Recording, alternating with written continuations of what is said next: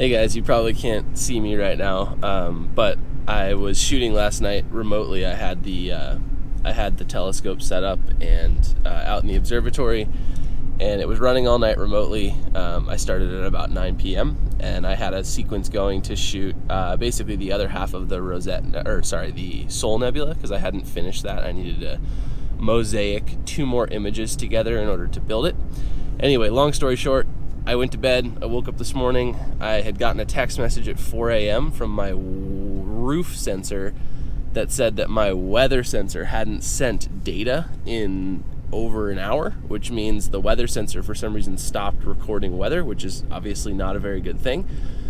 What's supposed to happen when that happens is that the roof closes itself, which I didn't get a confirmation or a non-confirmation on, so I didn't know really what happened. So I tried to log into my observatory computer, and I was unable to do so. So I have no idea what's going on right now. I'm driving out to the observatory right now to kind of see what is actually happening. I kind of think it's one of three possibilities. Possibility number one is the weather sensor is hooked up via 12 volt to the batteries, and everything else, or a lot of other things, the roof sensor is connected to 110 through an inverter. My thought is if the battery voltage got low enough, it could be that the inverter kept powering the roof sensor, but the 12 volt was not a high enough voltage to keep powering the weather sensor, and so the weather sensor cut out, which would mean that nothing has power and the roof never closed, unless the inverter could eke enough battery juice out. The other thing I think could have happened is the clouds rolled in and the roof closed itself, and there's just some sort of weather sensor problem that is really random. And then the third thing that I think could have happened is everything caught on fire and exploded. But that's probably a little bit overboard from what I'm thinking. Anyway, I'm driving out there right now. Luckily, it didn't rain last night or didn't do anything sketchy like that, so I'm thinking that we're going to be totally fine. But anyway, kind of not fun to wake up at 6 a.m. because you set an early alarm to check on everything and everything's not fine. So I'll fill you guys in once we get there, but that's kind of where we currently stand as far as the fun stuff at the observatory. Woo! Also, it's such a pretty road to go up here. Yay! Nighttime in Missoula. Or early morning in Missoula. Gotta love it. Alright, I don't know if you guys can see me or whether you can see anything. But I'm here. I'm walking out there right now. Everything's got this layer of frost on it. It got cold last night. And looks like the roof is still open, which is not good. Alright, so I came in and the roof, as you probably heard out there, the roof was totally open.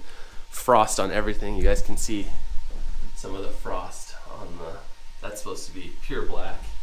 Here's the frost on the mount, which is normal. I mean, this stuff's like made to be in the frost, but the weird thing was that the roof just didn't close. So I got to figure out why. The telescope wasn't parked, it was just at the limit of the mount, so something didn't trigger it to close, which could be numerous culprits, but we need to figure out what failed and why it failed. I still can't get remote desktop to the computer, so I'm just going to have to manually turn everything off. Anyway, weird stuff. I'll let you guys know what I figure out, but I kind of just needed to get the roof closed. Luckily, my voltage of my pack was at 11.8, 11.7 volts, so I was able to close the roof and eke enough battery juice out of the batteries. I don't like doing that low to my batteries, but I had to get it closed, so you do what you got to do. Anyway, exciting stuff. Hopefully you guys can learn from this once I figure out the solution, because if you do have a remote observatory, this is kind of not what you want to wake up to. Anyway, I'll catch you guys once I find something out. So after looking at the logs of Sequence Generator Pro and PhD and let's see what other programs were there, Skyroof and Sky Alert, I honestly don't really know what happened. It looks like my best guess is at 3:10 a.m. or so, the computer froze and quit talking to anything. It seems to be a computer issue because it looks like all of those programs at the same time just errored out because of something or another. Sequence Generator Pro didn't even write down what the error was. Like I kind of stepped through time, and the line of log that it ended on was a standard line of log. There was no like error happened or anything written down. So My hunch is that it was the computer, and I think it was the voltage of the computer. Like, honestly, like I showed at the observatory, the voltage of those batteries was getting really dangerously low, and honestly, I don't like to let my batteries get below about 12.1 volts. I think that that's like really the low end of where I'm happy with, where I'm comfortable with, and they were at like, 11.7, 11.8. So got to deal with that. Basically, lesson learned is don't start observing with only 12.6 volts of juice in the batteries. Really pay attention to that. And it's my fault. It's on me, of course. Luckily, nothing happened. Didn't rain. It didn't snow. But lesson learned. Those of you who are working on remote observatories or who are thinking about it, there are these kind of things you got to think about. There are these downsides. There's always going to be that little inkling of worry in the back of your mind when you go to bed, wondering what's going to happen in the middle of the night. So that's where I'm currently at. I hope you guys enjoyed this video. I know it was a little bit dry and just a little bit kind of what was an updated thing, but I did my best. I do want to hear from you guys, though. Since you are watching this channel, what do you want to learn more about? What are you guys fired up about? You guys kind of saw the observatory. If you watched my observatory tour, you've watched a few of my videos.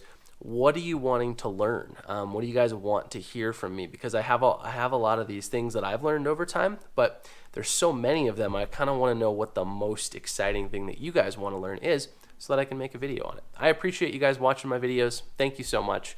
If you liked this video and it's your first one you're watching of mine, hit that subscribe button down in the corner. I try to make videos every single week. Also, you guys should follow me on Instagram. That's the place where I'm going to be posting all of my photos that I take in the observatory. So you guys could definitely check that out. Also, I doubled my solar panel capacity in the last few days. So that was awesome. I got another panel out there, so I've got more power. But anyway, thank you guys. I appreciate it. Hit that like button if you liked this video. Leave a little comment down below letting me know what you want to learn, and I'll catch you guys in the next one. Thanks for watching.